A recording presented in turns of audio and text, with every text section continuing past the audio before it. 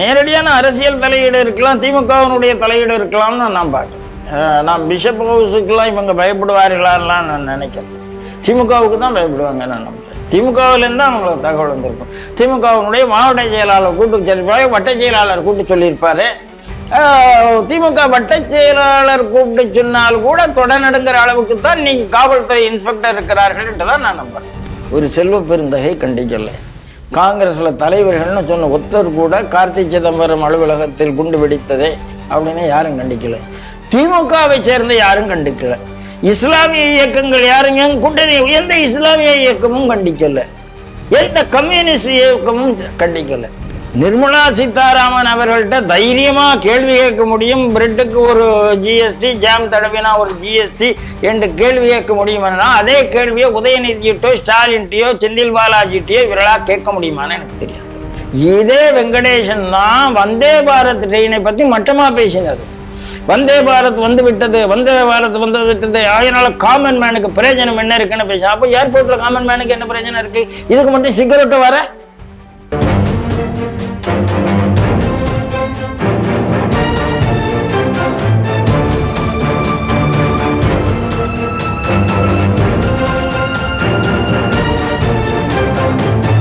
ஸ்ரீடிவி நேயர்களுக்கு வணக்கம்.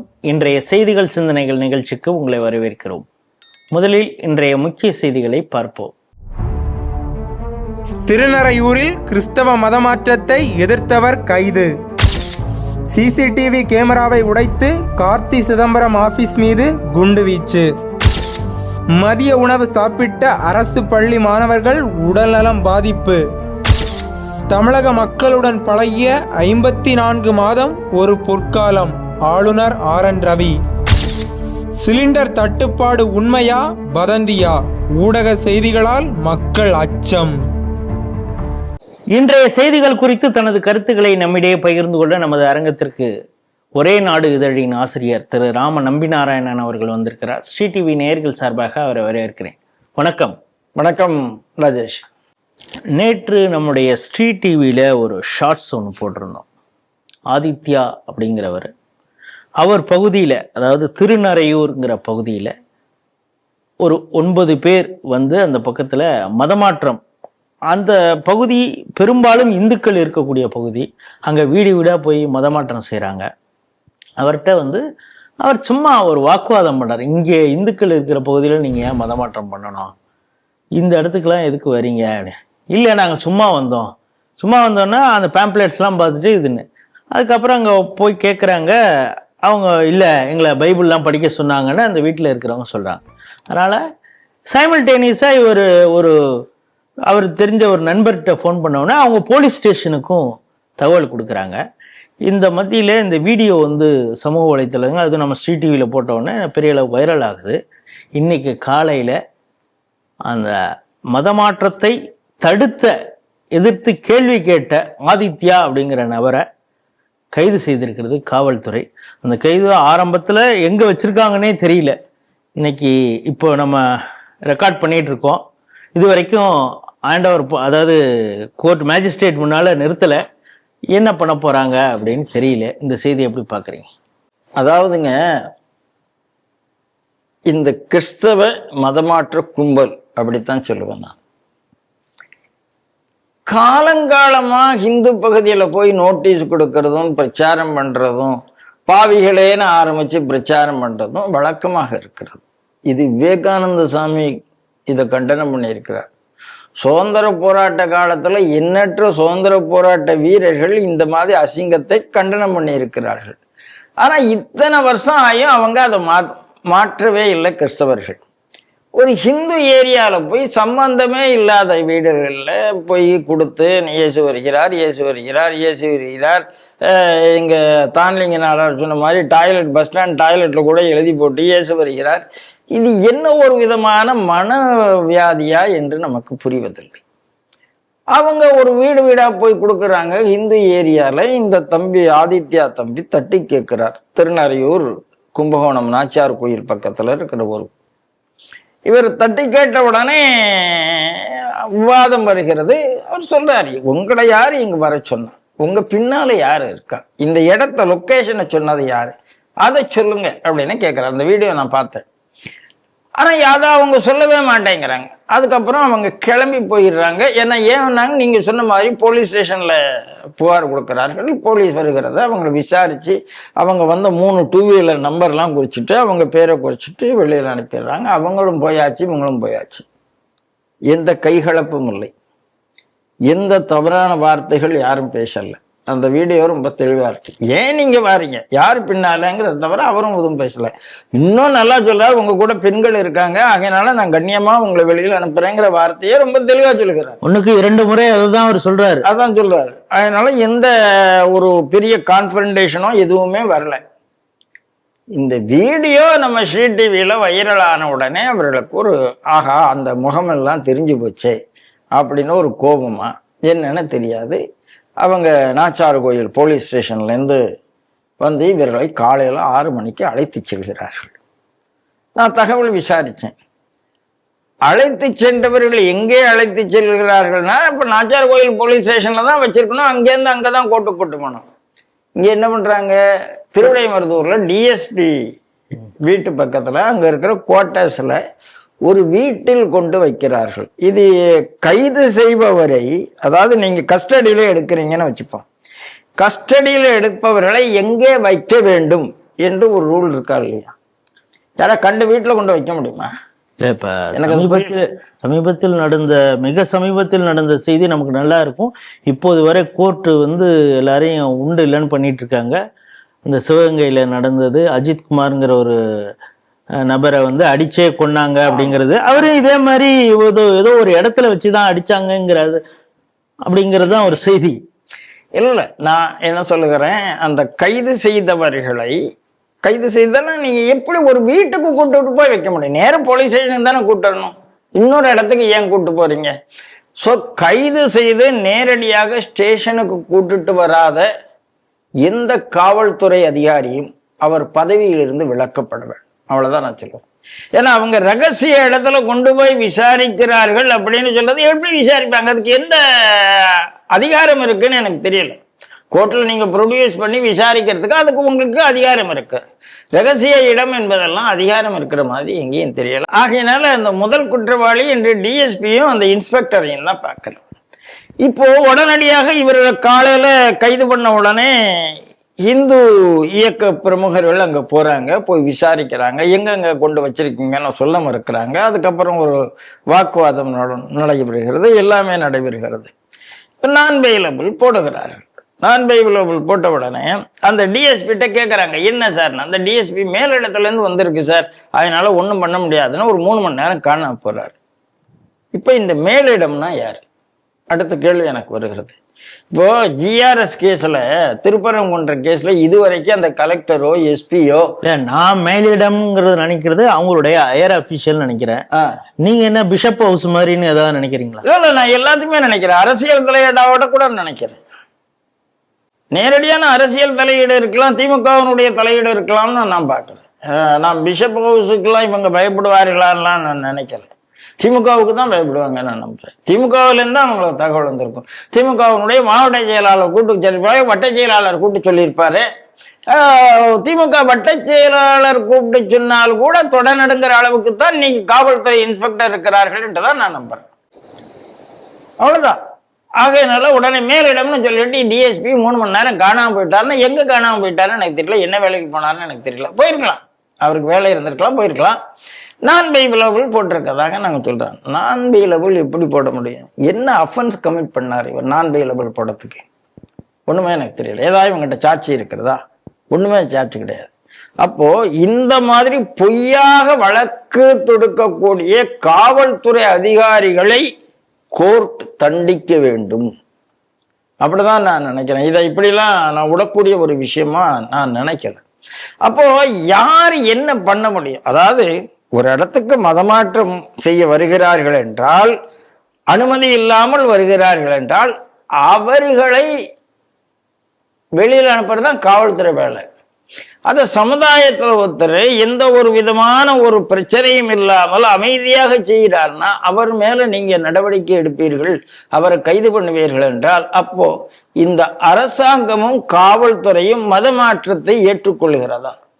ஏமாற்று மதமாற்றத்தை ஏற்றுக்கொள்கிறதா? இதான் கேள்வி. இது சம்பந்தமாக நான் அந்த ஆதித்யாவுக்காக மேபி அவர் தான் ஆஜராவார்னு நினைக்கிறேன், அந்த அட்வொகேட்ட பேசுறேன். அவர் என்னன்னா இது ஒரு பேலன்சிங் டாக்டிக்ஸ்ல அது அப்படின்னு அவர் இங்கிலீஷ்ல வார்த்தையை சொன்னாரு.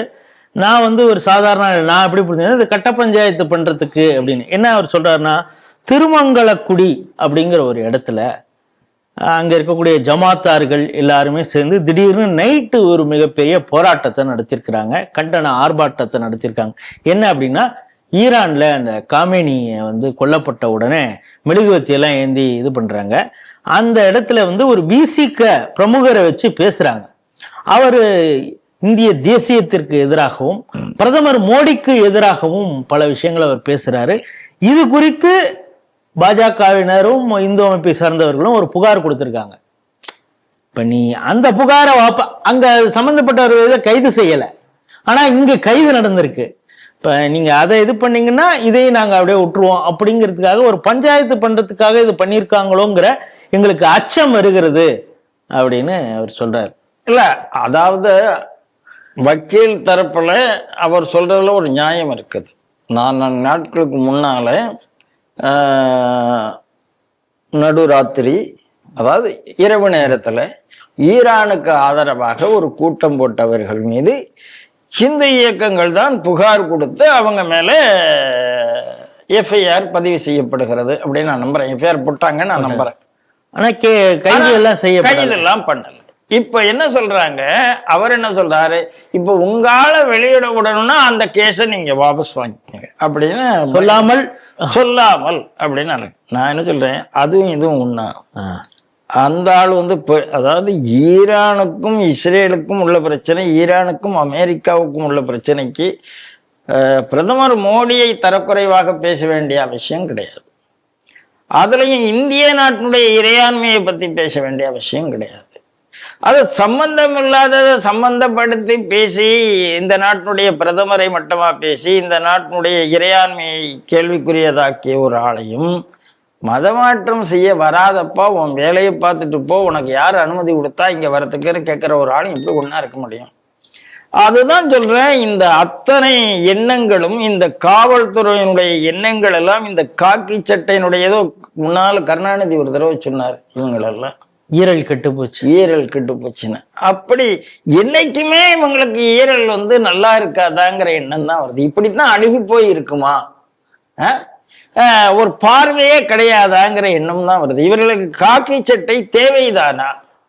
இவங்க அரசியல்வாதியாக இருந்து பெரிய அரசியல்வாதி மாதிரி கரவேஷ்டி கட்டிட்டு வந்து விடலாமே, எதுக்கு இவங்களுக்கு காக்கி சட்டை என்ற சிந்தனை நமக்கு வராமல் இல்லையே? நீங்க பாத்தீங்க, இந்த KN நேரு சொல்றதையும் இப்ப சேர்த்து சொல்றீங்கன்னு நினைக்கிறேன். நம்ம ஆளுதான் யாரு மேல கேஸ் எப்படி போட சொல்றாமோ அப்படி போடுவாருன்னு ஒருத்தர் சொன்னாரு. அவரு கேஸ் போட தெரியும், கேஸ்ல இருந்து வெளியில கொண்டு தெரியும் அப்படின்னு KN நேரு சொன்னார்ல, பக்கத்துல வச்சுதான் சொன்னார். சார், திருப்பரங்குன்றத்துல அதுதான் நடந்தது. ஒரு கமிஷனரு, ஒரு டிப்டி கமிஷனரு என்ன பண்ணாங்க? இதுவரைக்கும் யாரு சொன்னாங்கிற ரகசியத்தை வெளியில சொல்லவே மாட்டாங்களா? அவ்வளவு பயம் இருக்கு உயிருக்கு அவங்க மேல. அப்ப இந்த காவல்துறை ஒரு கொத்தடிமை துறையாக இருக்கிறதா? இருக்கிறதுக்கு வாய்ப்பு இருக்கு. ஏன்னா இன்னைக்கு இருக்கிற துணை முதல்வர் ஆட்சிக்கு வருவதற்கு முன்னாலேயே நாங்க உங்களெல்லாம் லிஸ்ட் வச்சிருக்கோம், நாங்க வந்த உடனே என்ன பண்றோம் பாரு ஓப்பனா பேசி இருக்கிறார்.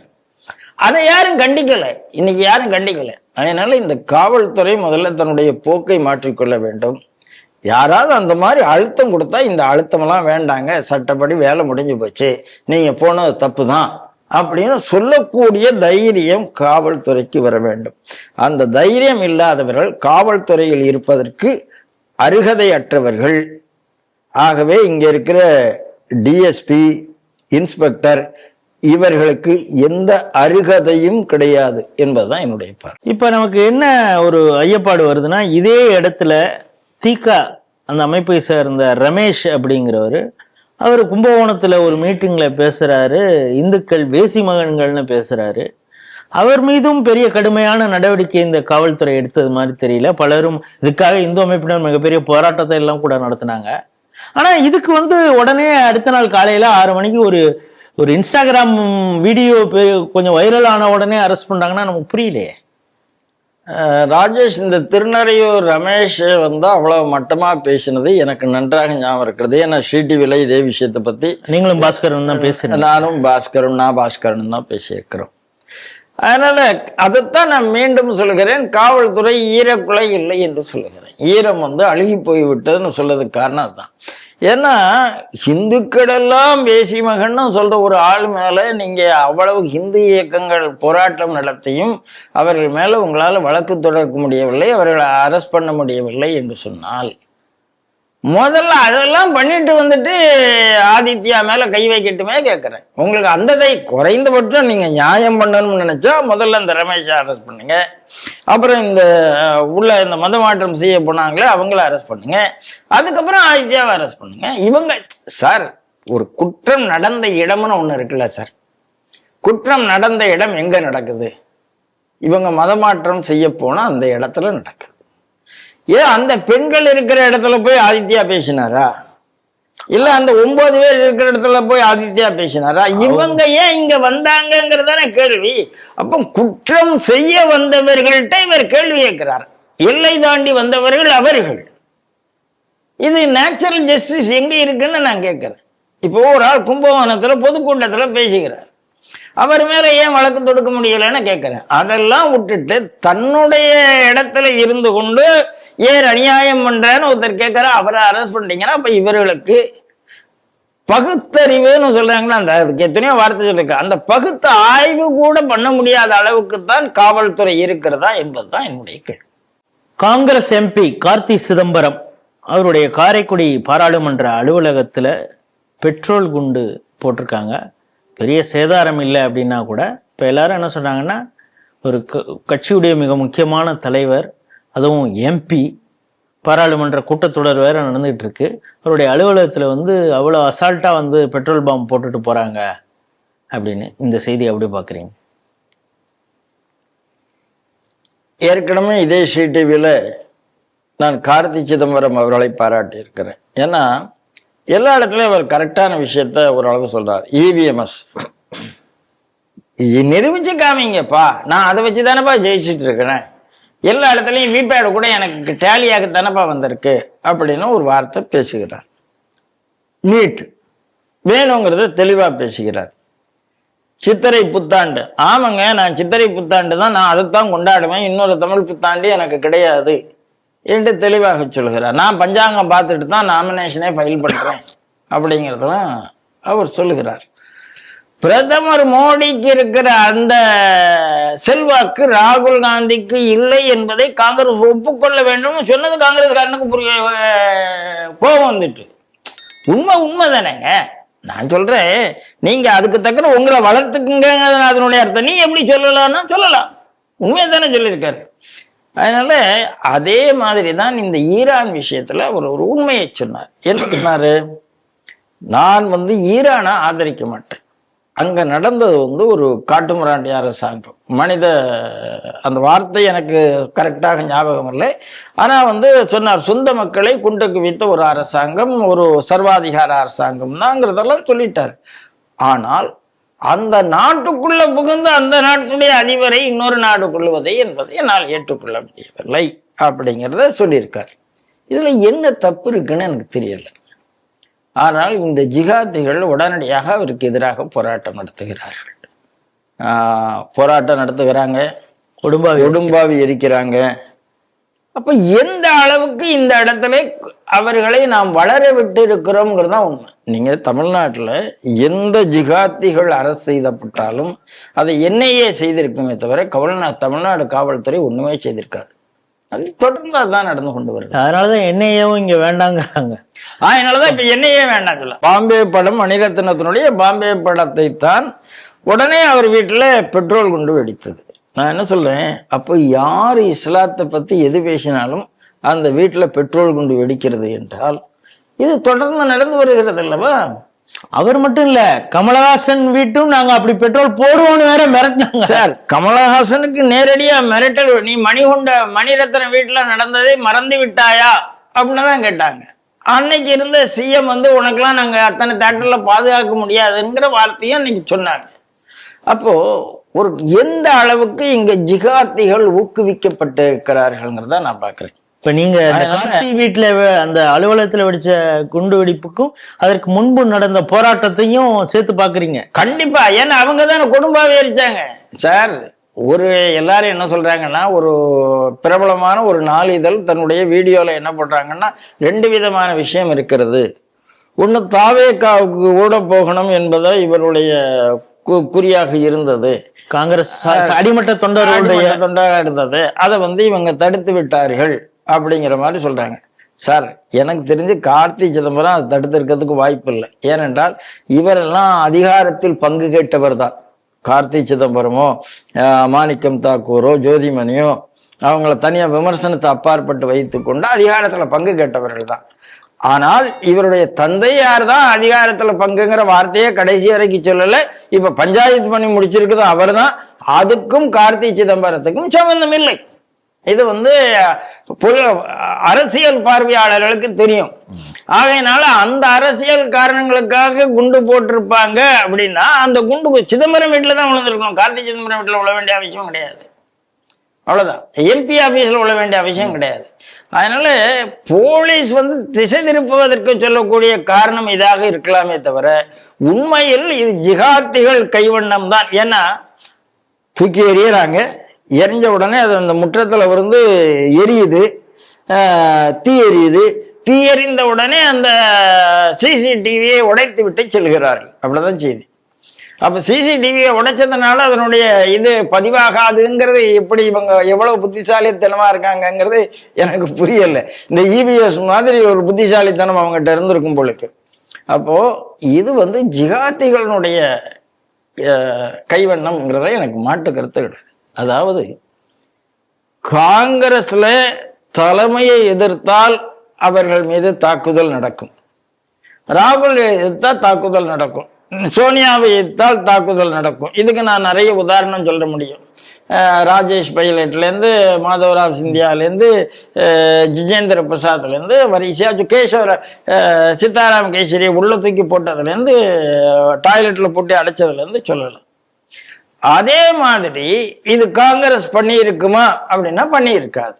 ஏன்னா வேற பல காரணங்கள் இருக்கு. ஆனால் அதை விட மோசமான ஜிகாத்திகள் அப்படின்னு நான் நம்புறேன்.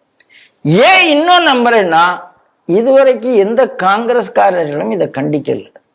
ஒரு செல்வ பெருந்தகை கண்டிக்கல. காங்கிரஸ்ல தலைவர்கள்னு சொன்ன ஒருத்தர் கூட கார்த்தி சிதம்பரம் அலுவலகத்தில் குண்டு வெடித்ததே அப்படின்னு யாரும் கண்டிக்கல. திமுகவை சேர்ந்த யாரும் கண்டிக்கல. இஸ்லாமிய இயக்கங்கள் யாரும் கூட்டணி எந்த இஸ்லாமிய இயக்கமும் கண்டிக்கல. எந்த கம்யூனிஸ்ட் இயக்கமும் கண்டிக்கல. காங்கிரஸ் இதை செய்திருந்தால் அப்படி, ஏன்னா எல்லாருக்குமே ஒரு அவங்களுக்கு அவர்களுக்கான புலனாய்வு ஏஜென்சி இருக்கும். உடனே கம்யூனிஸ்ட் கட்சியில போய் இதை செய்தவன் காங்கிரஸ்னா காங்கிரஸ் இவ்வளவு நேரத்துக்கு கம்யூனிஸ்ட் தைரியமா கண்டிச்சிருப்பாங்க. விசிகால போய் இதை செய்தது காங்கிரஸ்னா விசிகா இதை கண்டிச்சிருக்கும்.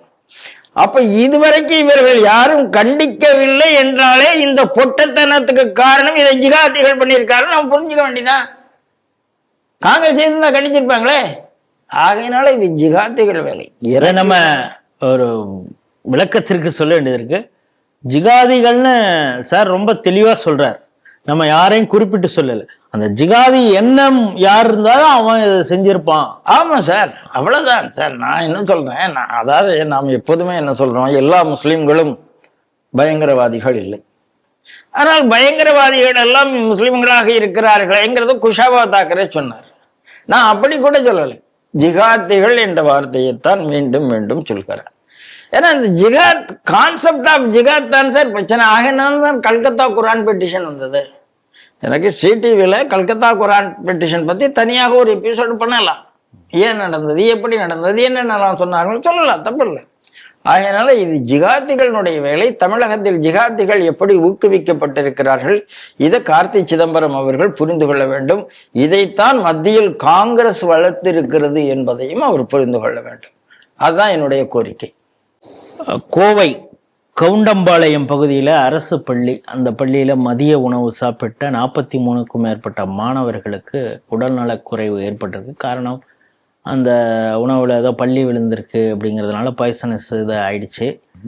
உடல்நலக்குறை ஏற்பட்டு மருத்துவமனையில் அட்மிட் பண்ணியிருக்காங்க, சிகிச்சை மேற்கொண்டு வருகிறார்கள். ஒரு பக்கம் வந்து பள்ளியில் வந்து மேற்கூரை இடிஞ்சு விழுந்து மாணவர்கள் மேலே உழுவுறது அப்படி ஒரு விஷயம் பார்க்குறோம். இது மேலே மதிய உணவு இது மாதிரி இப்போ நடந்திருக்குது. ஆனால் உலகத்துக்கே நாங்கள் தான் வந்து காலை உணவு கொடுக்குறோம், அதுவும் போஷாக்கான காலை உணவு கொடுக்குறோன்னெலாம் தம்பட்டம் அடிச்சுக்கிறாங்க. இப்போ இந்த செய்தியை எப்படி பார்க்குறது? இந்த கவுண்டம்பாளையம் இந்த சம்பவத்தை வந்து முன்னாள் மாநில தலைவர் அண்ணாமலை, இப்பொழுது மாநில தலைவராக இருக்கக்கூடிய நயினார் நாகேந்திரனும் கடுமையான கண்டனங்களை பதிவு செய்திருக்காங்க. இதுல கூட பாஜக தான் கண்டனம் தெரிவிச்சிருக்கு, வேற எந்த கட்சியும் கண்டனம் தெரிவிக்கல, அதிமுகவை தவிர அப்படிங்கிறதையும் சேர்த்து பார்க்க வேண்டியதா இருக்கு. அதெல்லாம் எந்த கூட்டணி கட்சியும் கண்டனம் தெரிவிக்காதுங்க. அதை நம்ம ஆசைப்படலாம், அது நடக்காது. ஏன்னா கூட்டணி கட்சிகள் வந்து சீட் ஷேரிங்கே முடியல, குளோனிங் பண்ணப்பட்டு அடிமைகளாகத்தான் வைக்கப்பட்டு இருக்கிறார்கள். அதை விட்டுருவோம். ஆனா என்னுடைய கேள்வி என்ன தெரியுமா, ஆலயங்கள்ல அன்னதானம் நடக்குது சார். ஒரு திருவண்ணாமலையில கிரிவலம் போறவங்களுக்கு அன்னதானம் கொடுக்குறாங்க, நடக்குது. நிறைய நிகழ்ச்சிகள்ல அன்னதானம் நடக்குது. அன்னதானத்தை இந்த அரசாங்கம் பேன் பண்ணது. வில்லிவாக்கத்துல தடுத்து நிறுத்தினாங்கன்னு பார்த்தோம். இங்கே எல்லா இடத்துலயும் அது மட்டும் இல்ல, திருவிழாக்கு நீங்க அன்னதானம் கொடுக்க வேண்டும் என்றால் நீங்க போய் ஃபுட் சேஃப்டி அவங்கள்ட்ட சர்டிபிகேஷன் வாங்கிட்டு வரணும் அப்படின்னு சொல்ற அயோக்கியத்தனம் இங்க இருக்கு. ஆனால் இதுவரைக்கும் ஒரு இடத்துல அன்னதானம் நடந்து ஏதாவது உண்டு அசம்பாவிதம் நடந்ததா நான் பார்க்கவே இல்லை. ஆனால் அழுகின முட்டை அப்படின்னு ஒரு அமைச்சருக்கே பேர் வச்சுட்டாங்க. அது மழை பெஞ்சு பெயிண்ட் இது பண்ணது உள்ள போனது சொன்னதுக்கு அது பெரிய அடுத்த சயின்டிபிக் இந்த மாதிரிலாம், அதாவது இந்த மாதிரிலாம் விஞ்ஞான ரீதியா திமுக தவிர யாரும் சொல்ல முடியாது. இந்த மாதிரி குடிநீர் தொட்டியில காக்கா பேண்டச்சு அப்படின்னு ஒரு காரணம் சொன்னாங்க, நிறைய காரணம் சொல்லி. அப்போ பள்ளி மாணவர்களுக்கு கொடுக்கக்கூடிய சத்துணவுல இந்த மாதிரி நடக்குதுங்கிறது இது முதல் சம்பவம் இல்லைங்கிறேன் நான். அப்ப அவர்களுக்கான ஃபுட் சேஃப்டி ஏஜென்சி என்ன, ஃபுட் சேஃப்டி டெஸ்ட் என்ன அப்படிங்கிறது என்னுடைய கேள்வி. அதுக்கு ஏதாவது இருக்கிறதா? நீங்க அது மட்டும், அதாவது இன்னைக்கோ நடக்க வேண்டிய கோயில் அன்னதானத்தை நிறுத்தத்துக்கு தெரியும், இந்து சமுதாயத்தினுடைய நல்ல பழக்க வழக்கங்களை நிறுத்தத்துக்கு அவ்வளவு மெனக்கிடக்கூடிய இந்த அரசாங்கம் இந்த குழந்தைகளுடைய உயிரை பத்தி கவலைப்பட்டதா? இதுதான் முதல் கேள்வி. ரெண்டாவது, நீங்க என்ன சொல்றீங்க, நாங்க தான் நிறைய அப்படி போஷாக்கு உணவு போடுகிறோம். ஏற்கனவே இதே டிவியில நான் கல்வி சிறந்த தமிழ்நாடு யாரு என்ன காரணம்ங்கிறத நான் பேசியிருக்கிறோம். அதனால இது சத்துணவு கொண்டு வந்தது எம்ஜிஆர், இந்த சத்துணவுக்கு மேம்படுத்தினது ஜெயலலிதா அம்மா, இதை எல்லாருக்கும் கதை தெரியும். நீங்க ஏதோ எல்லாத்துக்கும் ஸ்டிக்கர் ஒட்டுற மாதிரி இதுக்கும் ஸ்டிக்கர் ஒட்டினீர்களே தவிர உங்கள் மனசை அங்கே ஒட்டினீர்களா தான் கேள்வி. அதை நீங்க பண்ணவே இல்லை. இன்னைக்கு இத்தனை குழந்தைகள் என்பது இந்த அரசாங்கம், அதாவது நம்ம அமைச்சர் இருக்கிறார், ஒரு மகாவிஷ்ணு ஏதோ சொன்னா அவருக்கு கோபம் வந்துடும். என் பிள்ளைகள் என் ஏரியா எல்லாம் சொல்றீங்க, இது உங்க பிள்ளை இல்லாம யாரு பிள்ளை? அப்ப நீங்க கண்டுபிடிச்சு எனக்கு என்ன பயம் தெரியுமா, இதுல நிச்சயமாக அந்த ஆயாக்களோ மற்றவர்களோ தவறு செய்திருப்பதற்கான வாய்ப்பு என்பது ரொம்ப குறையா இருக்குங்கிறது தான் என்னுடைய பார்வை. ஏன்னா அவங்களை ஈஸியா பலிவிட ஆக்கிட முடியும், அவங்களுக்கு எந்த அரசியல் பின்புலமும் இருக்காது, ஒரு சஸ்பென்ஷன் கொடுத்துட முடியும். அது இல்லைங்க, அதெல்லாம் விட்டுருங்க. அவங்க இல்லாம இதுக்கு ஒரு பெர்மனண்ட் மெஷர் அரசாங்கம் எடுக்கணும்னு நினைக்கிறேன். அது வரைக்கும் இந்த அரசாங்கம் எத்தனை தம்பட்டம் அடைத்தாலும் ஆட்சிக்கு தகுதியற்ற அரசாங்கம் என்பது மட்டும்தான் என்னுடைய பார்வை. தமிழக ஆளுநர் RN ரவி அவர்கள் சென்ட் ஆஃப் நடந்திருக்குது. அதாவது தமிழகத்தில் அவங்க ஆளுநராக இருந்தார்கள், பல முன்னெடுப்புகளை அவர் செய்தார், தமிழக மக்களுடைய பாராட்டுகளை பெற்றார். ஆளும் அரசாங்கம் அவர் மீது எவ்வளவுதான் பழி சொல்லை சொன்னா கூட இந்த தமிழ் மக்களோடு இரண்டரை கலந்து விட்டார் அப்படின்னு தான் சொல்லணும். இன்னும் சொல்லப்போனால் அவர் ரொம்ப ஃபாஸ்ட்டாக தமிழ் கற்றுக்கிட்டார்.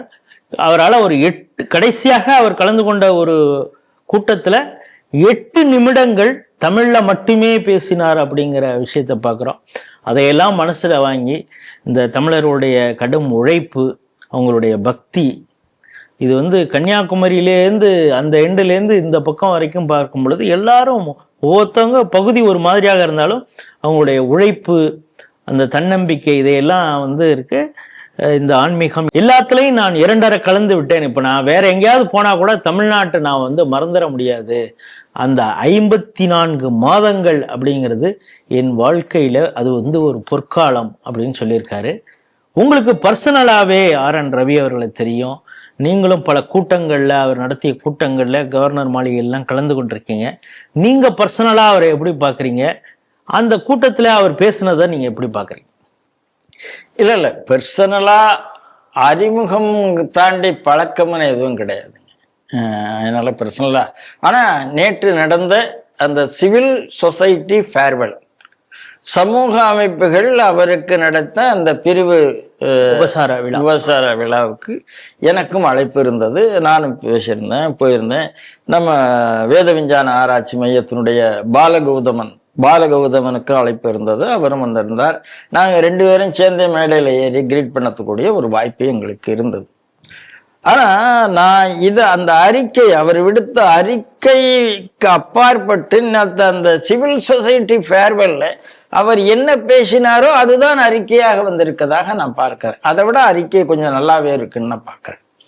ஆனா பேச ஆரம்பிக்கும் போது நேற்று அவர் என்ன சொன்னார்னா, ஒரு ரகசியத்தை சொன்னார். எப்போதுமே என் வீட்டில் நான் அதிகம் பேசுறேன்னு சொல்றாங்க என் வீட்டம்மான்னு சொன்னார். ரொம்ப ஹாஷ்யமா சொன்னார். ஏன்னா இந்த மாதிரி டெப்தா எந்த கவர்னர் பேசியும் நான் பார்த்ததே கிடையாது. ஏன்னா இதே ராஜ்பவன்ல, இப்போ லோக்பவன், அதே பாரதி மண்டபம், அப்போ தர்பார் ஹால், அங்க ஏகாத்ம மானவ தர்ஷன் பத்தி ஒரு புத்தகம் வெளியிடப்படுகிறது. அப்ப ஏகாத்ம மானவ தர்ஷனை பத்தி ஒரு 1 hour 20 minutes பேசுகிறார் RN ரவி அவர்கள். அவ்வளவு தத்துவ விளக்கங்கள் அடி. அந்த மாதிரி ஒரு ஆள் நான் வந்து என்னைக்கோ ஜெகநாதராவ் ஜோஷி பேசி கேட்டிருக்கிறேன். அதுக்கப்புறம் அந்த மாதிரி ஒரு ஸ்பீச் நான் கேட்டேன். அவ்வளோ அற்புதமா பேசினார். அவர் கையால இந்த குறள்மலை விருது வாங்கக்கூடிய வாய்ப்பு அண்ணா யூனிவர்சிட்டியில எனக்கு கிடைத்தது. அதுல திருக்குறளை பத்தி பேச ஆரம்பிச்சார். திருக்குறள் சனாதனத்தினுடைய ரிப்ளைக்காதாங்கிறத ஒரு 1.25 மணி நேரம் பேசுறாரு. எந்தெந்த குறள் எப்படி சொல்லுகிறது, ஏன் அது வந்து தனித்தன்மைன்னு நாம் சொல்றோமே, தமிழர் பண்பாடும் சனாதனமும் ஒன்றுதான் என்பதை நிரூபிக்கிறதுக்கு 1.5 மணி நேரம். சென்ற ஆண்டு திருநாட்கழக விழால கூட வந்து ஒரு இதே நம்ம விழாவுக்கு வந்தார். திருநாட்கழக விழாவிலையும் பேசினார். இல்ல திருநாட்கழக விழாவில் ஒரு 40 minutes பேசினார். அது ஒரு 1.25 மணி நேரம் பேசினார். அது யூனிவர்சிட்டி கேம்பஸ், அதனுடைய சிறப்பு. அது ஒரு பக்கம். அதே மாதிரி வள்ளலார் பத்தி, ஐயா வைகுண்டர் பத்தி, தமிழ்நாட்டில் இருக்கிற எல்லா, அதாவது ஸ்ரீரங்கத்துக்கு இவர் போனார். யாரு? மோடி அவர்கள் ஸ்ரீரங்கம் போனார். திருப்புலானிக்கு கவர்னர் போனார். அதுதான் முதல்ல புத்தரகாமேஷ்டியாகம் தசரதன் பண்ணுவதற்கு காரணமாக இருந்த தலம் எது என்றால் திருப்புலானி. இன்னைக்கு பாயசம் தான் அங்க பிரசாதம். அங்க உடனே RN ரவி போகிறார். நேற்று இன்னொரு விஷயமா அவர் என்ன சொன்னார்னா, ஒரு 1000 ரிசர்ச் தொன்மை வாய்ந்த ஆய்வுகளை எடுத்துக்கொண்டால் அதுல 500 தமிழ்நாடை பத்தி தான் வருகிறது. அவ்வளவு பெரிய ரிச் கல்ச்சர் இது அப்படின்னு சொன்னார். அப்ப இந்த நாடு, அதாவது பாரதி சொன்ன அது வேதம் நிறைந்த நாடு. இதை நீ ஏதோ திராவிடம் உள்ளாலும் பிரிக்கிறிய, அதை நான் அனுமதிக்கலைங்கிறத ரொம்ப அழகா நேற்று 1500 இங்கேருந்து தான் வந்திருக்குன்னா இந்த நாடு எவ்வளவு புண்ணியமான பகுதி இந்த பகுதிங்கிறத சொல்றாரு. இப்போ நீங்கள் சொல்றதை பார்த்தீங்கன்னா, அந்த சமீபத்தில் ஒரு கவர்னர் வந்து ஒரு மாநிலத்துக்கு இன்சார்ஜாக வந்து அந்த மாநிலத்தை முழுவதுமாக சுற்றுப்பயணம், நீட்டு வடக்கு நீல குறுக்கால பார்த்த ஒரே கவர்னர். பயணம் மட்டும் இல்லைங்க, அவர் வந்து வெறும் டொப்போகிராபிக்கலா இதை பார்க்கவே இல்லைங்கிறதாங்க. அவர் வந்து எல்லா ஆளுநரும் சுற்றுப்பயணம் போயிருப்பாங்க, கன்னியாகுமரிக்கும் போயிருப்பாங்க, டொப்போகிராபிக்கலே பார்க்கல, ஒரு ஸ்பிரிச்சுவல் லேண்டாக பார்த்தாருங்கிறது தான் அதுல உள்ள சிறப்பு. சுவிட்சர்லாண்டாக பார்த்தது மட்டுமல்ல, அது வேதங்கள் எப்படி இங்க சனாதன கருத்துக்கள் எல்லாம் இங்கேருந்து எப்படி வெளியில வந்ததுங்கிறத அவர் பார்க்கிறார். அவர் ஒரு ஆதிசங்கரரை பார்க்கிறார், ஒரு ராமானுஜரை பார்க்கிறார், ஒரு விவேகானந்தர். நீங்களும் நானும் வேணும்னா விவேகானந்தர் நிறைய படிச்சதுனால பெங்கால்ல இருந்து இங்க வந்தாருன்னு வேணா தெரியும், கன்னியாகுமரி. ஆனா பல தமிழ்நாட்டுக்காரங்களுக்கு விவேகானந்தர் ஏதோ தமிழர் நினைச்சிட்டு இருக்கான். ஏன்னா விவேகானந்தர் பேர்ல அத்தனை ஸ்கூல் இருக்கு. இங்க விவேகானந்த பாறை இங்கதான் இருக்கு. எந்த ஊருக்கு போனாலும் ஒரு விவேகானந்தர் ஸ்கூல் இருக்கு. அப்புறம் தமிழன் தான் நினைச்சுக்கிட்டு இருக்கான். அப்போ எந்த அளவுக்கு அந்த ஒற்றுமை இருந்தது என்பதை இவர் பார்க்கிறார். பார்க்கறது மட்டும் சொல்றார். சொல்லி ஆகவே இங்க பிரிவினருக்கு இடமே இருக்கக்கூடாது, இந்த நாடுதான் ஒற்றுமைக்கான அஸ்திவாரமே இங்க இருந்தா வந்தது. அதுதானே உண்மை. அந்த கன்னியாகுமரியில இருந்தானே எங்கேயோ இருக்கிற சிவனை பார்த்து ஒத்த கால தவம் பண்ணாங்க. அதை விட ஒற்றுமைக்கு என்ன இருக்க முடியும்? அதை அவர் அருமையாக பேசுகிறார். அது மட்டுமல்ல, கவர்னர் மாளிகை என்பது எப்போதுமே 24/7 அங்க ஏதாவது ஒரு ஃபங்க்ஷன் நடந்து கொண்டே இருந்தது. மாற்றுத்திறனாளிகளுடைய இதுக்கு நடந்தது, ஸ்கில் இந்தியாவுக்கு நடந்தது, சமூகத்தில் இருக்கக்கூடிய எல்லா தரப்பு மக்களும் அங்க போயிட்டு வந்துட்டாங்க. ஆமா சார், யூனிவர்சிட்டி ப்ரொஃபசர்ஸுக்கு தனி ஒர்க் ஷாப்பே அங்க நடந்தது சார். அவர்களுக்கெல்லாம் கேள்வி, எந்த கேள்வி பிரிவினை சம்பந்தமாக நீங்க திராவிடம் சம்பந்தமா கேள்வி கேட்டா கூட பதில் சொல்ற அளவுக்கு தயாரா வைத்துக் கொண்டு, அதனாலதான் இந்த அரசாங்கம் பயந்தது. ஒரு ஒரு சேஷன் வந்த பிறகு நமக்கு தேர்தல் கமிஷன் என்னன்னு தெரிஞ்ச மாதிரி நம்ம ஆர்.என். ரவி அவர்கள் வந்த பிறகுதான் நம்மளுடைய கவர்னர் என்னெல்லாம் இவர்கள் அதுக்காகத்தான் அவரை முடக்குவதற்கு என்னென்ன பண்ணணுமோ, அதாவது எல்லாரையும் கேரக்டர் அசாசினேட் பண்றது என்று திராவிட முன்னேற்ற கழகத்தினுடைய திராவிட கட்சிகளுடைய ஒரு கேரக்டர். அதை கவர்னர்கிட்டையும் பண்ணதுக்கு எல்லா முயற்சியும் செய்தார்கள், நடக்கவே இல்லை. தேசிய கீதம் பாடணுமா, அதுக்கு ஒரு காரணம். அசம்பிளியில் ஒரு விஷயமா, அதுக்கு எதுக்குமே தலை கொடுக்காமல். ஆனால் நேற்று அவர் சொன்னார், அந்த சொன்ன காசியமாக சொன்னார், என் வீட்டம்மா அப்படி சொல்கிறாங்க, ஆனால் இப்போ இங்கே வரும்போது தான் உண்மையிலேயே எனக்கு என்ன பேசுறது என்றே தெரியவில்லை. பேசணுமான்னு கேட்டேன், ஆனால் நிகழ்ச்சி ஏற்பாளர்கள் கண்டிப்பாக பேசணும்னு சொல்லிட்டாங்க, எனக்கு என்ன பேசுறது தெரியவில்லை என்று சொல்லும்போது ஒரு நெகிழ்வு இருந்தது. அதாவது ஐயோ பிரிகிறேனே என்ற அந்த நெகிழ்வு அதில் இருந்தது. அதுக்கப்புறம் அவர் பேச ஆரம்பிக்கும் போது எந்த அளவுக்கு இந்த மண்ணை நேசித்தார் என்பதும், இந்த மண் அவரை எப்படி நேசித்தது என்பதையும் ரெசிப்ரோகேஷன் நாம புரிந்து கொள்ள முடிஞ்சது. ஏன்னா இத்தனை இயக்கங்கள், சமூக அமைப்புகள் தான் அந்த ஃபேர்வெல் நடத்தினதாக சொல்லப்படுகிறது. ஒரு 15-20 சமூக அமைப்புகளுங்க. உதாரணமா திருப்பூர்ல பிரேரணான்னு ஒரு அமைப்பு 6000 குழந்தைகளை வைத்து வந்தே மாதரம் 150வது ஆண்டு விழாவை கொண்டாடின ஒரு அமைப்பு. அவர்கள் அங்க வந்திருந்தார்கள். ஐயா வைகுண்டனுடைய இயக்கம் அவர்கள் வந்திருந்தார்கள். ராமலிங்க வள்ளலாருடைய இயக்கம் அவர்கள் வந்திருந்தார்கள். விவசாயிகள் மயிலை திருவள்ளுவர் கழகம் அவர்கள் வந்திருந்தார்கள். நம்ம B.R. பாண்டியனுடைய விவசாய இயக்கத்தை சேர்ந்தவர்கள் வந்திருந்தார்கள். அத்திக்கடவு சுப்பிரமணியம் அவருடைய விவசாய இயக்கம் அவர்கள் வந்திருந்தார்கள். நம்ம குரு சுப்பிரமணியம், நம்ம மோகன கிருஷ்ணன் இவர்களெல்லாம் இணைந்து ஒரு NGO நடத்துகிறார்கள், அவர்கள் வந்திருந்தார்கள். சேவா பாரதி இரத்த தானம் நடத்தக்கூடிய நம்முடைய நிர்மல்குமார் அந்த கம்பெனி அவர்கள் வந்திருந்தார்கள். ஆன்மீகத்தை எடுத்துக்கொண்டு போகக்கூடிய நம்ம செல்வி அவர் அங்கு வந்திருந்தார். நல்ல பதிப்பாளர் அலையன் ஸ்ரீனிவாசன் அங்கே வந்திருந்தார். அதாவது வந்திருந்தவங்களெல்லாம் எந்த அளவுக்கு இந்த மண்ணை நேசித்தவர்கள் அப்படிங்கிறது நமக்கு புரிஞ்சது. எந்த அளவுக்கு அவர் இந்த இவங்களுக்கு உயிர் கொடுத்திருந்தார். அதாவது இந்த ராஜ்பவன் எங்களுக்கு கொடுத்த அங்கீகாரம், அதாவது லோக்பவன் வேற யாரும் இதுவரைக்கும் கொடுக்கலங்கிறத அவங்க சொன்னாங்க. அரசாங்கம் கொடுக்கல, முந்தின ராஜ்பவன் கொடுக்கல. இந்த அளவுக்கு இந்த விஷயத்தை அவர் என்டர்டெயின் பண்ணாருங்கிறது ரொம்ப அழகாக. என்ன ஒரு சிக்கல்னா, அவர் வந்து இப்போ ஒரு பெஞ்ச் மார்க்கை செட் பண்ணிட்டு போயிட்டாரு. இதை யார் ஃபுல்ஃபில் இனிமே பண்ண போறாங்க?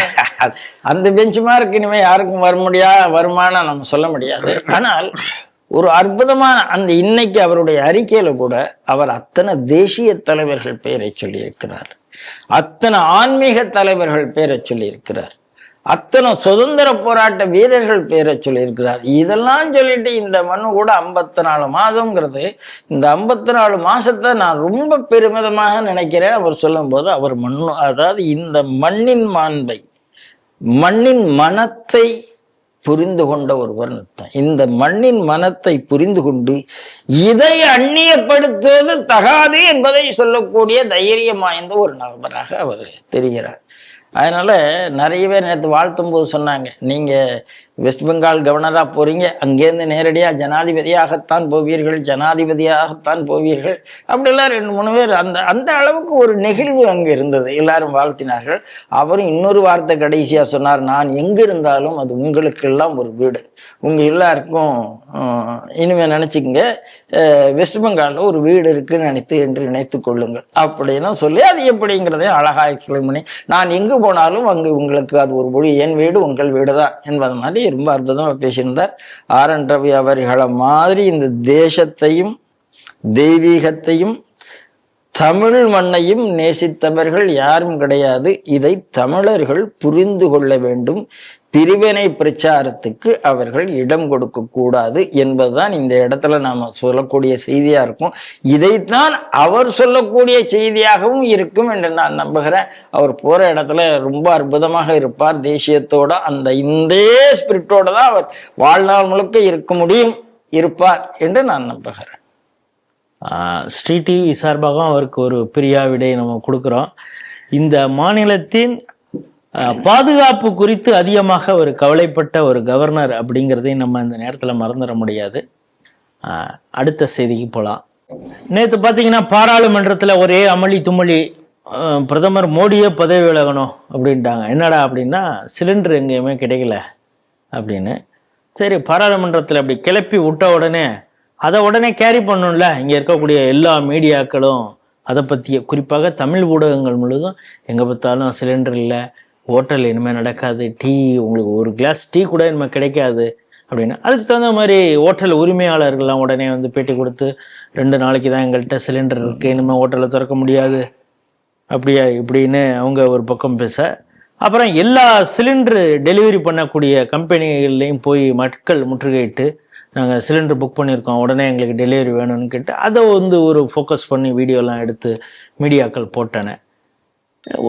ஒரு தட்டுப்பாடு இருக்கிறது மாதிரி. ஆனால் சில வழிகாட்டு நெறிமுறைகளை மத்திய அரசு உத்தரவாக கொடுத்துருக்காங்கங்கிறது ஒரு பக்கம் இருந்தால் கூட இந்த சிலிண்டர் தட்டுப்பாடு அப்படிங்கிற செய்தியை எப்படி பார்க்குறீங்க? இந்த ஹோட்டலியன் மேலே எனக்கு நம்பிக்கை இல்லை ராஜேஷ், நேரடியாக சொல்கிறேன். ஏன்னா ஜிஎஸ்டி அறிமுகப்படுத்தப்பட்ட போது இட்லிக்கு ஜிஎஸ்டி என்று பொய் பிரச்சாரத்தை உருவாக்கினது 2 ஹோட்டலியர்ஸ். ஒன்று முருகன் இட்லி கடை, இன்னொன்று சங்கீதா. என்னால் என்னை மன்னிக்க முடியாது. ஏன்னா அவர்களின் அன்னைக்கு அவங்க தான் பொறுப்பில் இருந்தாங்க. அது போஸ்டர் அடித்து பல ஹோட்டலில் ஒட்டியிருந்தாங்க. நான் பரசவாக்கத்தில் ஒரு ஹோட்டலில் நேரடியாக நானும் என்னுடைய நண்பர்களும் இந்த போஸ்டரை கிளிக்க சொன்னோம். பாலாஜி பவன் டி நகரில் அந்த போஸ்டரை கிளிக்க சொன்னோம். அவங்ககிட்ட நேரடியாக கேட்டோம், இது உண்மையா என்று கேட்டோம். இல்லைன்னாங்க. அப்போ ஏன் ஒட்டுறீங்கன்னு கேட்டோம். இல்லை, எங்கள் ஹோட்டலியர்ஸ் ஒற்ற சொன்னாங்கன்னாங்க. அதை நாங்கள் கிழிச்சு போட்டோம். அதனால் இந்த ஹோட்டலியர்ஸ் மேலே எனக்கு நம்பிக்கை இல்லை. அதாவது நிர்மலா சீதாராமன் அவர்கள்ட்ட தைரியமா கேள்வி கேட்க முடியும். பிரெட்டுக்கு ஒரு ஜிஎஸ்டி, ஜாம் தடவினா ஒரு ஜிஎஸ்டி என்று கேள்வி கேட்க முடியுமானா, அதே கேள்வியை உதயநிதியிட்டோ ஸ்டாலின்ட்டையோ செந்தில் பாலாஜிட்டையோ இவர்களா கேட்க முடியுமான்னு எனக்கு தெரியாது. கேட்டதுக்காக அந்த ஹோட்டல் உரிமையாளருக்கு பதவி எல்லாம் கொடுத்துருக்காங்களா இந்த தமிழக அரசு? அதனால நேத்தும் அவங்ககிட்ட இருந்து தான் இது ஆர்ஜினல் எங்கேயோ வந்திருக்க மாதிரி எனக்கு தோற்றம் வருகிறது. அதனால முதல்ல இந்த ஹோட்டல் உரிமையாளர்கள் கொஞ்சம் பதட்டத்தை மக்கள்கிட்ட உருவாக்குறத நிறுத்தி கொள்ள வேண்டும் என்று நான் முதல்ல கேட்டுக்கொள்கிறேன். ஏன்னா நம்பிக்கை கிடையாது எனக்கு. 2வதாக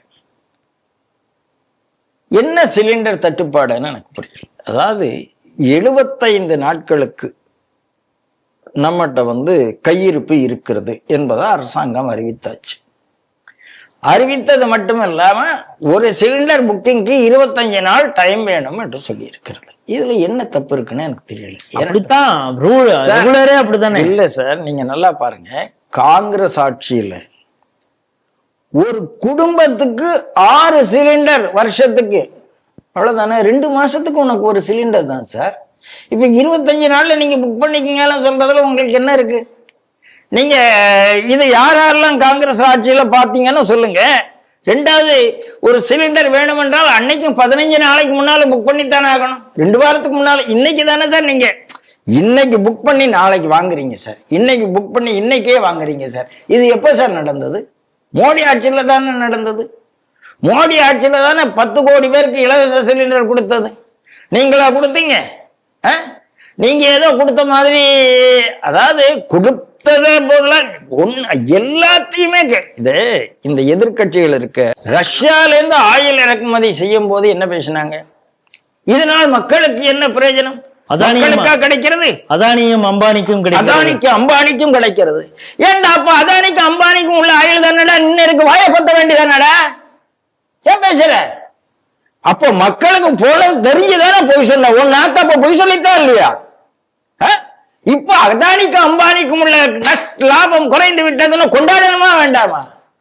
அதை விட்டுட்டு ஐயோ ஐயோ அது வரலையா இதை வரலையா? அப்ப இவனோட திருடம் பொய்ய புரட்டம் எவன் இருக்க முடியும் உலகத்துல? சார், சிலிண்டர் விலை எங்க சார் கூடல? ஸ்ரீலங்கால கூடலையா? பங்களாதேஷ்ல கூடலையா? பாகிஸ்தான்ல கூடலையா? அங்கெல்லாம் எதிர்கட்சிகளை எதிர்த்து ஆர்ப்பாட்டமா நாடாளுமன்றத்தில் நடக்கிறது.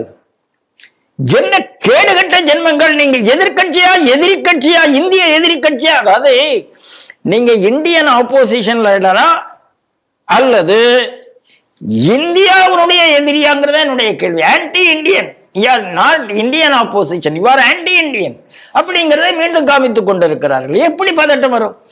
அரசாங்கம் தெளிவாக குடும்பத்துக்கான சிலிண்டர்ல நாங்க பாதுகாப்பாக பார்க்கிறோம் என்பது சொல்லியாச்சு. அதுக்கு மேல என்ன பண்ணுவாங்க? கமர்ஷியல் சிலிண்டர், ஆமாங்க பிரச்சனை வரும்.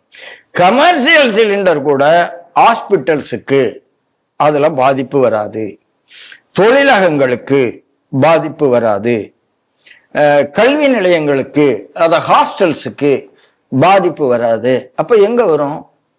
கடைசியா இருக்கிற செக்டர் உங்க ஹோட்டல் செக்டர் வரத்தான் செய்யும். எப்படி வராம இருக்க முடியும்? சரி, இதே காங்கிரஸ் ஆட்சியில வீரப்ப மொழி என்ன சொன்னாரு? பெட்ரோல் பங்கெல்லாம் 8 மணிக்கு மூடிட்டு காலையில 8 மணிக்கு திறந்தா போதும்னாரு. இன்னைக்கு இத்தனை வண்டி நைட்ல போய்கிட்டே இருக்க. எத்தனை ஹோட்டல்ஸ் நீங்க திறந்து இருக்கிறீங்க? எத்தனை பேர் உங்களுடைய ஃபாஸ்ட் ஃபுட் உடம்பு கெடுத்து கொண்டு இருக்கிறது? என்ன கேள்வி கேட்கறீங்க? அதனால இந்த ஹோட்டலியர்ஸ் பண்றது அயோக்கியத்தனம் என்பது என்னுடைய அபிப்பிராயம். ஹோட்டல்ல சாப்பாடு இல்லைன்னா மனுஷனுக்கு சாப்பாடு இல்லையா? வீட்டுல சமைச்ச ஆரோக்கியமான சாப்பாடு இருக்கிறது நான் நம்புறேன். அவ்வளவுதான். வீடுகள்ல நீங்க சாப்பிட்டு பழங்க. அந்த சாப்பாட்டு பழக்கத்தை ஏன் கைவிட்டீர்கள் நான் கேட்கிறேன். நான் ஏன் அங்க போய் ஏன் கும்பாலம் அடிச்சீங்கிறது தான் கேள்வி. அப்படி இல்லைன்னா குறைஞ்சு போச்சுன்னா குறைஞ்சு போச்சு, நல்லதானே? நான் இதுல, அதாவது கொரோனா வந்த போது நிறைய பேர் சொன்னாங்க, இனிமேலாவது உங்களுக்கு ஆரோக்கியத்தை பத்தி கவலை வருகிறது, இனிமேலாவது சுத்தத்தை பத்தி கவலை வருகிறது, இனிமேலாவது உங்களுடைய அப்படின்னு சொன்ன மாதிரி ஒவ்வொரு கிரைசிஸும் உங்களுக்கு ஒரு நல்ல விஷயத்தை கொடுக்கறது. அதுல ஒரு நல்ல விஷயம் இந்த ஹோட்டல் சாப்பாடுங்க. அப்படித்தான் நான் பாக்குறேன். அதனால சிலிண்டர் அரசாங்கம் தெளிவுபடுத்தி இருக்கிறது சார். சிலிண்டர் 79 நாள் கையிருப்பு இருக்கிறது, 25 நாளைக்கு கொடுத்துருக்குறோம் உங்களுக்கு. இன்னொன்னு, இந்த கச்சா எண்ணெய் இறக்குமதியில டைவர்சிஃபை பண்ணதே இந்திய நாடு, மோடி ஆட்சி தான். இன்னைக்கு நமக்கு 40 நாடுகள்ல இருந்து கச்சா எண்ணெய் வந்து கொண்டு இருக்கிறது. அன்னைக்கு நீங்க யார்கிட்ட வாங்கணும்? ஒரு ஈரான், ஒரு சவுதி அரேபியா, சவுதி, இவர்களை தாண்டி நீங்க போனதே கிடையாது. ஒரு அமெரிக்கா. இன்னைக்கு ரஷ்யன் ஆயில் வந்ததுக்கு அவ்வளவு வந்தது உனக்கு. இன்னைக்கு உடனே சொல்லிட்டாராம், இனிமே வந்து சப்சிடைஸ் பிரைஸ்ல இந்தியாவுக்கு கிடைக்காது, இனிமே ஃபுல் பிரைஸ்ல தான் நாங்க புட்டின் குடிப்போம்னு சொல்லிட்டாராம். இருக்கட்டுமே, தப்புன்னு இருக்கு. இதுவரைக்கும் அவங்க சொல்லல. நான் என்ன சொல்றேன், இதுவரைக்கும் சப்சிடைஸ் கொடுத்த போது எதிர்த்து கொடுத்தானே நீங்க எல்லாம். கொடுத்தவருக்கு உரிமை இருக்கிறது, அவர் வியாபாரம், அவருக்கு இந்த நேரத்துல சம்பாதிக்கணும் தோணும் என்ன தப்பு இருக்கு? இது எப்படி சார் மோடி? உனக்கு நல்லது செய்யும் போதெல்லாம் அந்த மோடியை உனக்கு பாராட்டுறதுக்கு ஒரு நாக்குல சுழுக்கு நிக்குது, நாக்கு பேச வர மாட்டேங்குது. இது வந்த உடனே பேச்சு வருமா? அப்ப அது என்ன நாக்கு? விஷ நாக்கா? நாகப்பாம்பனுடைய நாக்கான்னு நான் கேட்கிறேன். இவர்கள் மனிதர்கள் தானாங்கிற எண்ணம் எனக்கு வருதுங்க. இந்த அத்தனை பேரும் உடனே ஈரானை தூக்கி பிடித்து கொண்டு உடனே அது ஒரு பேசு தமிழா பேசு யூடியூப் சேனல்ல, ஒரு யூடியூப் சேனல் சொல்லக்கூடாது, இருந்தாலும் கூட ஒரு ஜோக்குக்காக சொல்ல அழகா போட்டிருந்தாங்க. தம்பி கிரண் நல்ல பையன். புட்டின் ட்ரம்ப் ராஜினாமா. என்ன கேட்டா மவுண்ட் ரோட்ல திருமாவளவன் கம்யூனிஸ்ட்லாம் போராட்டம் நடந்ததை பார்த்து பயந்துட்டாரு. அந்த மாதிரி என்னடா பண்றீங்க இங்க மவுண்ட் ரோட்ல நீங்க பேசிங்க. கமலஹாசன் லெட்டர் எழுதுறாரு. யாருக்கு? ட்ரம்ப்புக்கு லெட்டர் எழுதுறாரு. நீங்க உடனே எல்லாத்தையும் சரி. ஏன்டா நீ ஈரானுக்கும் ஒரு லெட்டர் எழுதிட வேண்டியதானடா? என்ன சொல்றேன், ட்ரம்ப்புக்கு ஒரு வாழ்த்து செய்தியா இவர் பேசி அனுப்பிச்சாலே போதும், அதுலயே அவர் அப்செட் ஆகி போற நிறுத்திடுவாரு. அதனால இந்த குரூப் என்ன பண்ணுது, எனக்கு என்ன செய்யறதுன்னு தெரியாத என்னத்தையாவது செய்யுது. இப்போ ஒண்ணும் இல்லை சார், பார்லிமெண்ட்ல நேற்று பார்லிமெண்ட் தொடங்கியாச்சு. 9ஆம் தேதி திங்கக்கிழமை பார்லிமெண்ட் தொடங்கியாச்சு. திங்கக்கிழமை சபாநாயகர் மீது நம்பிக்கை இல்லை தீர்மானம் முதல் பிசினஸ் அதுதான் எடுக்கப்படலை. 10ஆம் தேதி எடுக்கப்படுகிறது. 10ஆம் தேதி எடுக்கப்படுகிறது. இன்னைக்கு தேதி 11. இன்னும் வேணா அதுக்கு வாதத்துக்கு அவங்க தயாரா இல்லை. ஏன் தயாரா இல்லை? ஈரானை பத்தி பேசணுமா? ஏன் ஈரானை பத்தி பேசணும் அப்படின்னா, சபாநாயகர் மீது நம்பிக்கை இல்லா தீர்மானம் நடந்து தோல்வி விட்டு விட்டால் மீண்டும் அந்த சபாநாயகர் சீட்ல போய் உட்கார்ந்துருவாரு. இவங்களை பேச விட மாட்டாரு. அப்போ இப்பதே என்னத்தையாவது கைனா பண்ணா பேசணும்னா இப்பதான் பேசி ஆகணும். நீங்க தானடா பிசினஸ் கமிட்டியில உட்கார்ந்து முதல்ல எடுக்கணும்னு பேசிட்டு அப்புறம் பேச மாட்டேன்னு சொல்றீங்கன்னா உங்களை மாதிரி கேடுகட்ட பார்லிமெண்ட்ல அப்போ நீங்க என்ன நினைக்கிறீங்க? அப்போ நாடாளுமன்றத்தில் இந்த மோடி ரீசன் பண்ணும். ஏங்க Iran Israel conflict, Iran America conflict, இதுக்கு எதுக்கு மோடி ரீசன் பண்ணணும்? இல்ல ஏதாவது இருக்காரு எனக்கு புரியல. இந்த ராகுல் காந்தி சமீபத்துல கேரளால ஒரு இடத்துல பேசுறாரு. அவன் சொல்றான் நாங்க எங்களுடைய ஓன் ட்ரோன் தயார் பண்றோன்னு. உடனே இவர் கேட்கிறாரு உங்ககிட்ட மோட்டார்ஸ் நீங்களே தயார் பண்றான்னா அவன் ஆமாங்கிறான். உடனே இப்படியே பாக்குறாரு. ஏன் பண்ண விடாதா? அதிர்ச்சியா போகுது. இல்ல அவரு சீனாவுடைய ட்ரோனை சொல்லி கேக்குறாரு. அதுக்கு நாங்கெல்லாம் இன்னும் 3 வருஷத்துல நாங்க எங்கேயோ போயிடுவோங்கிறாம. அதை நினைச்சு அவருக்கு வைத்தறிச்சலா சீனாவை நாங்க தோக்கடிப்போம் சொல்லக்கூடிய ஒரு எண்ணம் இங்க இந்த நாட்டுல உருவாயிருக்குங்கிறதே அவரால் சகிக்க முடியல. இப்படிப்பட்ட அதாவது ஆப்போசிஷன் லீடர்ல இந்தியாவுடைய எதிரிகள் அவர்கள் இந்த பதற்றத்தை உருவாக்கி கொண்டிருக்கிறார்கள். குறிப்பாக இந்த ஹோட்டலியர்ஸ் தான் இந்த பதற்றத்தை உருவாக்கி கொண்டிருக்கிறார்கள். அவர்கள்ட்ட இந்த மீடியா இந்த பதற்றத்தை உருவாக்குகிறது. நாம் அதை எதுவும் நம்ப வேண்டாம். ஏன்னா இன்னைக்கு காலம் அதிக நாள் இந்த யுத்தம் நீடிக்காது. இது முதல் விஷயம். சரி, 2வது விஷயம் என்ன? அப்படி ஏதாவது ஆபத்து வந்து விட்டால், மீண்டும் சொல்கிறேன், இந்த அரசாங்கம் தான் சோலார் எனர்ஜிக்கு போன அரசாங்கம். சோலார் எனர்ஜி மூலமா இன்னைக்கு ஏகப்பட்ட மாற்றத்தை, இந்த மாதிரிலாம் நாளைக்கு உலகத்துல ஒரு யுத்தம் வரும், இந்த மாதிரிலாம் கச்சா எண்ணெயை சார்ந்திருக்க வேண்டிய பொருளாதாரத்துல பிரச்சனை வரும் என்று சொல்லிக்கொண்டு சோலார் எனர்ஜி பத்தி உலகம் முழுக்க பேசினது இது. எத்தனால் பிளெண்டிங் பெட்ரோல்ல வெறும் 5% ஆரம்பிச்சு இன்னைக்கு 20%. எத்தனால் பிளெண்டிங்கால என்ன நன்மை? நிதின் கட்கரி குடும்பத்துக்கு தான் நன்மை. நிதின் கட்கரி தான் எத்தனால் தயார் பண்றார். இது இந்த ஆப்போசிஷன் தானே பேசிச்சு. இன்னைக்கு தேசத்துக்கு இது நன்மையா இல்லையா? இப்ப வாயை திறந்து சொல்லட்டும். சார், மோடி அரசாங்கம் வந்த பிறகு உங்களுக்கு அரபு நாடுகள்டேந்து நீங்க வாங்கி கொண்டிருந்த அந்த எண்ணெயினுடைய சதவிகிதம், இறக்குமதி சதவீதம் 30க்கு மேல் குறைந்து இருக்கிறது. கிட்டத்தட்ட இன்னைக்கு 59% தான் நீங்க அந்த நாடுகள்ல இருந்து பண்றீங்க. முன்னால 99%, 89% பண்ணி கொண்டு இருந்தீர்கள். இவ்வளவு பெரிய மாற்று கொண்டு வந்திருக்கிறார் மோடி. அதை விட்டு அதை பாராட்ட தெரியாம நீங்கள் தான் அந்த நாடுகளை சார்ந்து மட்டுமே இந்தியா இருக்க வேண்டும் சொன்னது. டைவர்சிபிகேஷனே பண்ணாம இருந்தது. கொரோனா காலத்திலயும் சிலிண்டருக்கு தட்டுப்பாடுன்னு இதே போலதான் கிளப்புனாங்க. இதே பண்ணாங்க. ஏங்க ஊசியை, இந்திய ஊசியை பத்தி என்னெல்லாம் பேசினாங்க, இதே கோவேக்சின் கோவிட பத்தி என்னெல்லாம் பேசினாங்க. பேசிட்டு முதல்ல போய் ஊசியும் போட்டாங்கல்ல, கேவலம் இல்லாம, கேவலப்படாம.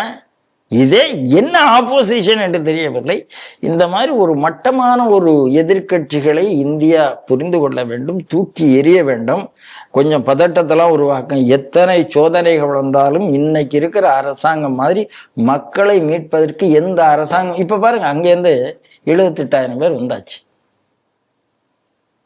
ஸ்டாண்டர்டா இருந்த எல்லாத்தையும் கூட்டிட்டு வந்தாச்சு.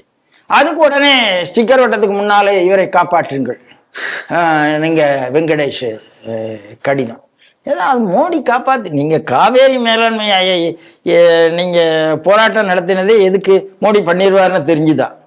கச்சத்தீவுக்கு ஏன் போராட்டம் பண்றீங்க? இன்னைக்காவது மோடி பண்ணிடுவாங்கன்னு நம்பிக்கையில தான் பண்ணிட்டு இருக்கீங்க. ஸ்டிக்கர் ஓட்டத்துக்கு தான். மதுரையை நீங்க மோடி பண்ணிட்டாரு ஏர்போர்ட்ல, உடனே என்னுடைய கோரிக்கை வெற்றி பெற்று விட. ஏடா நீ எம்பியா வந்து 2 டேம் தான், அதுக்கு முன்னால இருந்தே கேட்டுட்டு இருக்காங்கடா.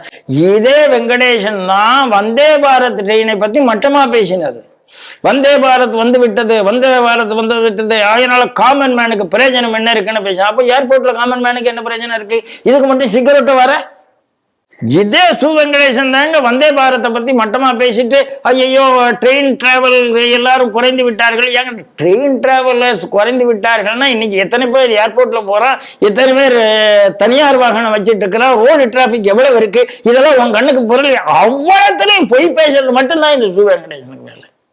தேசத்துக்கு எதிராக, சொந்த மக்களுக்கு எதிராக, மீனாட்சிக்கு எதிராக, திருப்பரங்குன்ற முருகனுக்கு எதிராக இவங்கெல்லாம் ஏன் ஓட்டு போடுறாங்கிற கேள்வி நமக்கு வருகிறது. அதனால இந்த மாதிரி நாசகார சக்திகளை மக்கள் புரிந்து கொள்ள வேண்டும். இவர்கள் இந்தியாவுக்கு நன்மை செய்யவில்லை. இவங்களுடைய ஒரு நேரேட்டிவ் என்னன்னா, இந்தியாவை இந்த போர்ல ஏதாவது ஒரு பக்கம் தள்ளிடணும். 2 பக்கத்துல இந்தியா இருக்கக்கூடாது. Either it should go Israel America side or Iran side. அப்படி ஏதாவது ஒரு இடத்துல இதை பிக்ஸ் பண்ணணும்னு நினைக்கிறாங்க. அது முடியாது. ஈரான் வந்து இந்தியாவை விட்டு விடாது. அதே மாதிரி அரபு நாடுகளும் இந்தியாவை விட்டு விடாது. அமெரிக்காவும் இந்தியாவை விட்டு விடாது. ரஷ்யாவும் இந்தியாவை விட்டு விடாது. அப்போ நடுவுல இருக்கிற ஒரே யாரு? சைனா இருந்து கொண்டு ராகுலை அப்படி சுத்தி சுத்தி சுத்தி ஏதோ பண்ணிட்டு இருக்காங்க. ஏதாவது ஒரு பக்கம் தள்ள வேண்டும் என்பது. ஏன்னா இவங்க சீனா கூட தானே MOU சைன் பண்ணியிருக்காங்க சார். ஏதாவது ஒரு பக்கம் இந்தியாவை தள்ள வேண்டும் என்பது இவர்களுடைய டூல் கிட்டு. அந்த டூல் கிட்டுக்கு பலியானவர்கள் நம்மளுடைய ஹோட்டலியர் என்பதுதான் என்னுடைய பார்வை. இன்றைய 5 செய்திகள் குறித்து மிக விரிவாகவும் ஆழமாகவும் ஸ்ரீ டிவி நேயர்களோடு உங்களுடைய கருத்துக்களை பகிர்ந்து கொண்டீங்க. மீண்டும் ஒரு நிகழ்ச்சியில் சந்திப்போம். அதுவரை உங்களிடமிருந்து விடைபெறுகிறோம். நன்றி, வணக்கம், ஜெய்ஹிந்த், ஜெய் ஸ்ரீராம்.